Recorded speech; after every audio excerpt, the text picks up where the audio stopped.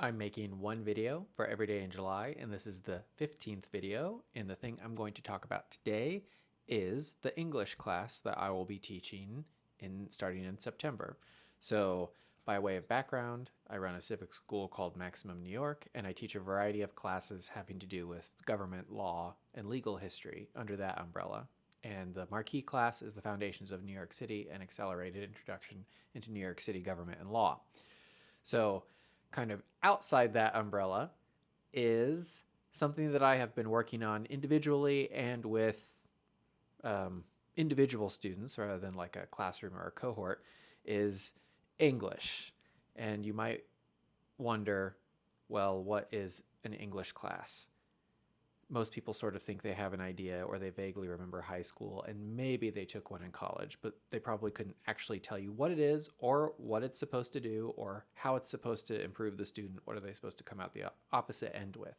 And the challenges with teaching an English class to adults in New York City are similar to the challenges of teaching them government law and politics, which is to say, most people sort of think they have an idea of what that field looks like. And in fact, they have no idea, which is a blessing and a curse because you get to pull the curtain back and show them a cool world. But also, it means you have to do a lot of work to explain what the thing actually is. One of my more popular essays on my Substack is called Political Science Degrees Must End, and it examines the nature and structure of Harvard's government degree program, which I went through, and basically explains why, although it might do some other things, it certainly does not teach undergraduates how the government works, really, at any level. And I contend that essentially every student who comes out of that department would fail a rigorous basic examination on U.S. government. I'm quite sure of that.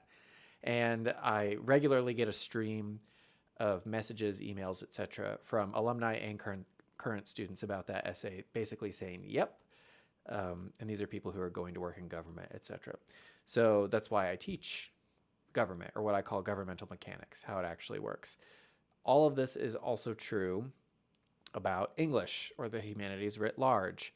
People think something like, oh, you read some stories, you discuss them in a circle with people who mostly haven't read the story, and then you get out of there, or something like that.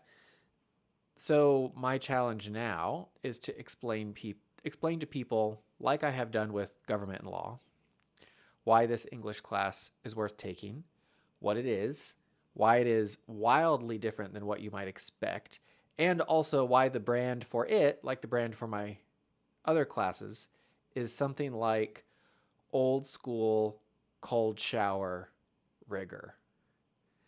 It is actually difficult. You will actually feel mastery, useful mastery, something that makes you more valuable, that allows you to apprehend the world more, that makes you feel more comfortable in the world.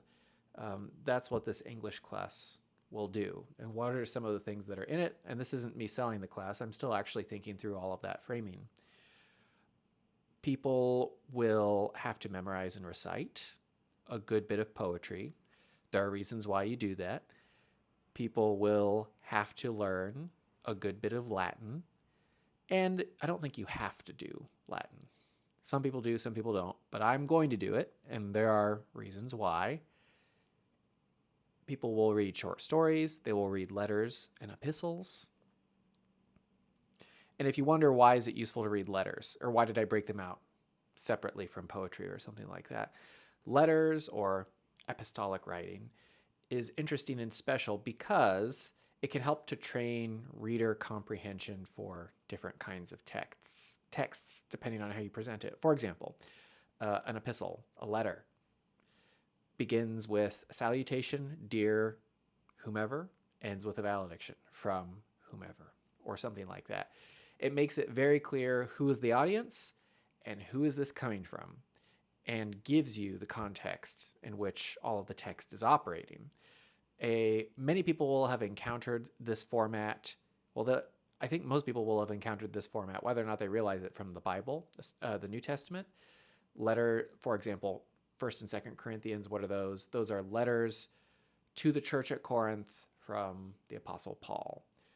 So, and a lot of the books in the New Testament are even named the epistle of, or whatever. So getting used to reading letters, and I will probably pull from the American Revolution, the Revolutionary era, letters from the founders back and forth, but there's a lot of places you could pull.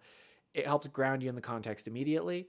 And what do you do when you leave letters and you go on to other forms of writing? Well, you still have to add back the invisible salutation and the invisible valediction. Keep your mind there. Who is this from? The author. Who is it to? Who do you imagine? So letters are great to train people on reading comprehension, among other things. I mean, there's a best way to do all this. So this is a window into what I'm thinking about now as I put the curriculum together, as I think about what's worked with individuals in the past. So that's going to be the English class.